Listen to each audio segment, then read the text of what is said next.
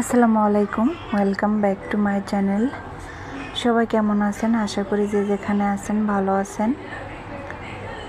তো এই ভিডিওটা আমার বাচ্চাকে স্কুল থেকে নিয়ে আসার পথে অ্যাপেক্স শোরুম আছে, ওইখানে গিয়েছিলাম জুতা দেখার জন্য। তো বেশি সময় ওখানে ছিলাম না, একটু চটজলদি দেখে বাসায় চলে এসেছি। এটা পরের দিন সকাল, যেহেতু আমি 2 দিন ভিডিও দেই না, তো টুকরা টুকরা করে একটু ভিডিও করে রেখেছিলাম সেই ভিডিওটা। বাচ্চার পরীক্ষা শুরু হয়ে গেছে সকালবেলা, তো ভাবিরা মিলে সবাই একটু নাস্তা করতে গিয়েছিলাম। চা খেয়ে তারপরে এসেছি। হালকা পাতলা নাস্তা করেছি, রুটি সবজি।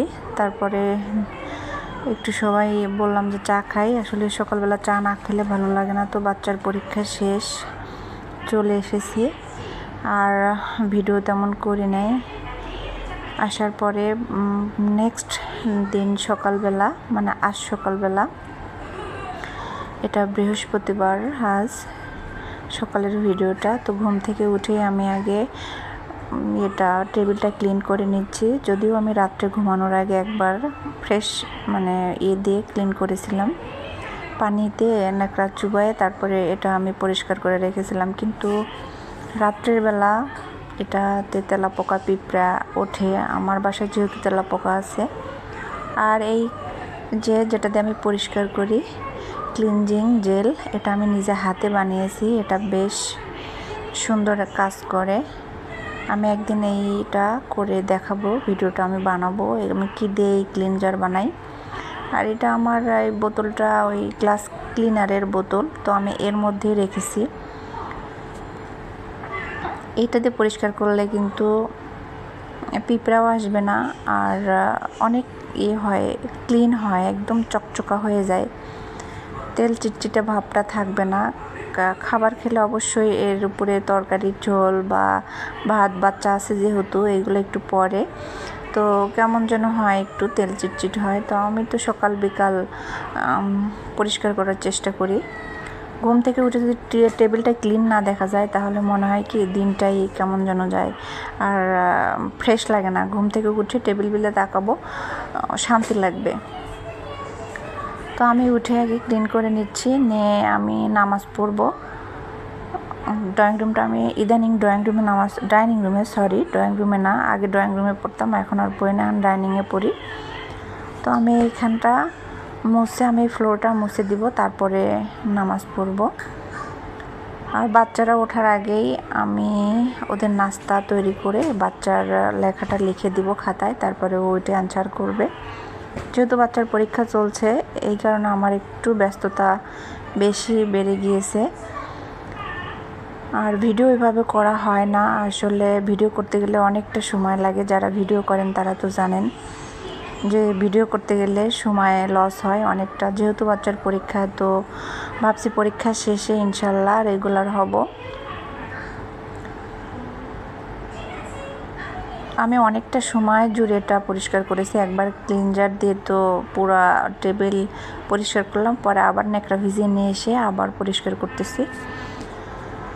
তারপরে আমি আমার নাস্তা টুকটাক যা খাই আমি সেটা বানাবো। আর ওর বাবারা বলতে ওর বাচ্চারা, ওরা তো পরে উঠবে, ওদের জন্য আবার আলাদা রকম নাস্তা। ওদের সাথে আসলে আমার নাস্তাটা পড়ে না। যাই হোক, তো নাস্তা শেষ, আমি এখন রান্নাঘরে যাচ্ছি। ওদেরকেও নাস্তা করিয়ে ফেলেছি। আমি বেশি কিছু করব না, খুব সীমিত রান্না করব।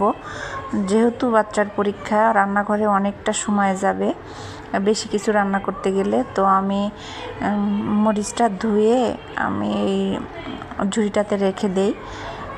এভাবে রাখলে আসলে মরিচটা সুন্দর থাকে, ফ্রেশ থাকে। আর যদি বোটা না ছাড়ায়, অনেকেই দেখা যায় বোটা না ছাড়াই আপনার পলিথিনে করে এতে রেখে দেয়, ফ্রিজে রেখে দেয়। আসলে এইটা আমার কাছে খুবই বিচ্ছিরি লাগে।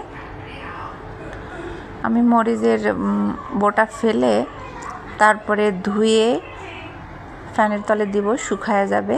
পরে যদি ফ্রিজে রাখি তো রাখলাম, আর যদি না রাখি তাহলে আমি বাইরেই রাখবো। যেহেতু আমার কাঁচামরিচের একটু বেশি প্রয়োজন হয়, তো ভালো মতো ধুয়ে নিচ্ছি।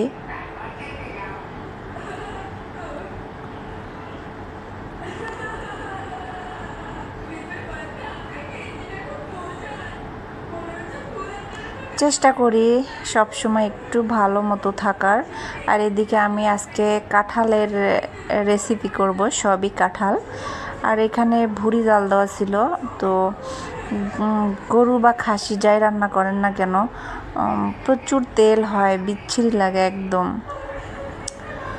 আমি এখানে কড়াই চুলার উপরে দিয়ে এর মধ্যে ভীম দিয়ে এই মাজুনিটা দিয়ে একটু বেশি করে ডলে নিচ্ছি, তাহলে এটা গরম পানিতে দেখা যাবে বেশি ক্লিন হবে।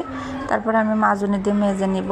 আর কড়াইটা আমার ছোট্ট, কিন্তু ভিডিওতে দেখা যাচ্ছে অনেক বড়। আমি এর মধ্যে কাঁঠালের বিচি দিয়ে কাসকি মাছটা মাখায় দিব, আর কাঁঠালের বিচি ভর্তা, লটে শুটকি দিয়ে যে ভর্তাটা করি ওটা খেতে আমাদের অনেক ভালো লেগেছে, এজন্য আজকে আবার করতেছি। বাবা লিখো, ওইটুকু লিখে শুচ্ছ, এটা কি হয়? আমার ক্লিন শেষ। তো আমি এর আগে ভিডিওতে দেখিয়ে দিয়েছিলাম আসলে কিভাবে কি দিতে হয়। তো আজকে আর দেখাবো না, সময়টা আসলে কিভাবে যে দৌড়ায় বুঝি না। তো আমি আমার মতো একে ভালো রকমভাবে ভেজে টেজে আমি রেখে দিয়েছি, পরে বাটবো। আর এর মধ্যে আমি দিচ্ছি কাঁচামরিচ, কাসকি মাছ কাঁঠালের বিচি দিয়ে আমি মাখিয়ে রান্না করব। আর এই রান্নাটাও অনেক টেস্ট। এখন কাঁঠালের সিজন, আর কাঁঠালের বিচিতে কিন্তু প্রচুর আয়রন।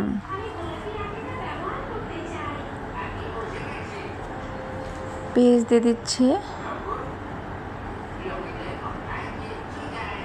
আর ছোট মাছে কিন্তু যত এই পেঁয়াজ মরিচ মাখাবেন ততই কিন্তু টেস্টটা আসবে। মাখিয়ে ঝাঁকিয়ে রান্না করলে সব তরকারি টেস্ট।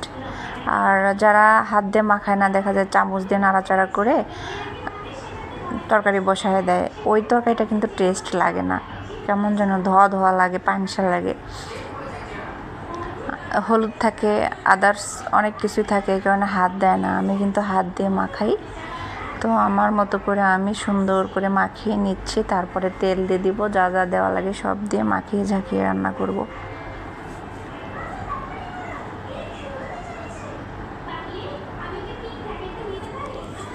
আসলে ভিডিওটা এমন একটা জিনিস, যদি করা যায় তাহলে দেখা যায় কি নেশা হয়ে যায়, আর যদি না করা যায়, একদিন দুদিন গ্যাপ দেওয়া যায়, তাহলে আর ভিডিওর প্রতি মনোযোগ থাকে না। আর আমি তো সবসময় বলি আমি ভিডিও করি শখ থেকে, একদম শখের বশে করি।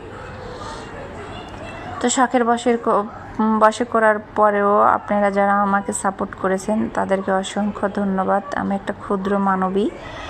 তো আমাকে আপনারা যে ভালোবাসা দিয়েছেন তার জন্য অসংখ্য ধন্যবাদ। আমার 600 সাবস্ক্রাইবার হয়ে গিয়েছে। আশা করি আপনারা যদি সঙ্গে থাকেন আরও অনেক দূর এগিয়ে যেতে পারবো। আসলে আমার ভিডিও কতটা কোয়ালিটিফুল আমি জানি না, তবে আমি যা করি, আমার যা লাইফস্টাইল আমি তাই শেয়ার করি। আর ফুল যে করি তাও না, জাস্ট হালকা পাতলা এইটুকুই। আসলে 2-3 মিনিট বা 5 মিনিট বা 10 মিনিটের ভিডিওতে আসলে ওইভাবে কোনো কিছু দেখানো যায় না, যে 5 মিনিটের ভিডিওতে সারা দিনের কার্যক্রম বা আরও আদার্স কোথায় গেলাম কী করলাম বাসায়, ওইভাবে কিন্তু হয় না। জাস্ট অল্প করে একটু আমরা ভিডিও নেই জায়গা থেকে, এইটুকুই দেই। তারপরে তো আমি ক্যামেরার যেহেতু সামনে আসে না, পিছন থেকে ভিডিওটা করি। আর আমার বাচ্চাও 2টা আছে, তারাও আসলে চায় না, বা আমার হাজব্যান্ডও চায় না যে আমি ক্যামেরার সামনে আসি। আর আত্মীয় স্বজন তো আছেই, এনারা হচ্ছে পিএইচডি করা, এক একজন কার কীভাবে ভুল ধরা যায়, কিভাবে কি করা যায় সেটা নিয়ে গসিপ করা। এটা তো আত্মীয় স্বজনের আপনি যতই ভালোবাসেন না কেন, কলিজা কেটে চিনি দিয়ে রান্না করে দিলেও খায় দেওয়া পরে যা বদনাম করবে। তো আত্মীয় স্বজনের কথা ছেড়েই দিলাম। আসলে এরা সব আত্মীয় স্বজন না, এরা প্রয়োজনে আপনাকে মাথায় রাখবে, প্রয়োজন ফুরায় গেলে লাথি দিয়ে ফেলে দিবে এবং মানুষের কাছে এমন বদনাম করবে, তারপরেও তাদের মুখ দেখতে ঘৃণা লাগবে। আত্মীয় স্বজন হচ্ছে এরকম। তবে আমাদের ইসলামে কিন্তু সবসময় বলে যে আত্মীয় স্বজনের সাথে ভালো সম্পর্ক রাখতে, কিন্তু ভালো সম্পর্ক তো ভালো আত্মীয় স্বজনের সাথে রাখা যায়, খারাপ আত্মীয় স্বজনের সাথে কি রাখা যায়? নিজেরা কি করে সেটা দেখে না, অন্যর বউ নিয়ে টানাটানি, অন্যর বাচ্চা নিয়ে টানাটানি, এটা হচ্ছে আত্মীয় স্বজনের মেইন একটা পয়েন্ট। আর আমি একজন পাবলিক, আমি কারোর বাসায় যাইও না, কাউকে নিয়ে মানে কথা বলার সময়ও আমার নাই। কাউকে নিয়ে যে বদনাম বা সুনাম আমি কোনোটাই কখনোই করি না। আমি আমার মতো চলি। সেই ছোট্টবেলা থেকেই আমার এই অভ্যাস। আমার বিয়ের বয়স অনেক হয়েছে, অনেক। আমার হাজব্যান্ড বা আমার শ্বশুরবাড়ির একজন লোকও বলতে পারবে না যে আমি কাউকে নিয়ে গসিপ করেছি বা কোনো আত্মীয় স্বজন নিয়ে গসিপ করেছি, সেটা আমার আত্মীয় স্বজন হোক আর হাজব্যান্ডের আত্মীয় স্বজন হোক। তবে আমার লাইফে আমার ছোট্ট একটা মানে বয়স, খুব যে একটা বয়স আমার 40-50 বছর হয়ে গেছে তা না। আমার অল্প একটু বয়সে আমি বহুত মেহমান মানে পালছি, এত পেলেছি যে মাত্রা অতিরিক্ত। তো দেখেছি যে আত্মীয় স্বজনের মধ্যে আসলে কিছু নাই, যাদের মনুষ্যত্ব নাই তাদের সাথে না মেশাই ভালো। আর যাদের মনুষ্যত্ব আছে তারা তাদের জন্য করলেও আপনাকে ভালো বলবে, না করলেও ভালো বলবে। তো যাই হোক, এসব প্রসঙ্গ ছেড়ে দেই। আমি ক্যামেরার আড়ালে আছি, ক্যামেরার আড়াল থেকেই ভিডিও বানানোর চেষ্টা করব। আর যার যা গসিপ করার করুক। তো সবাই ভালো থাকবেন, আল্লাহ হাফেজ।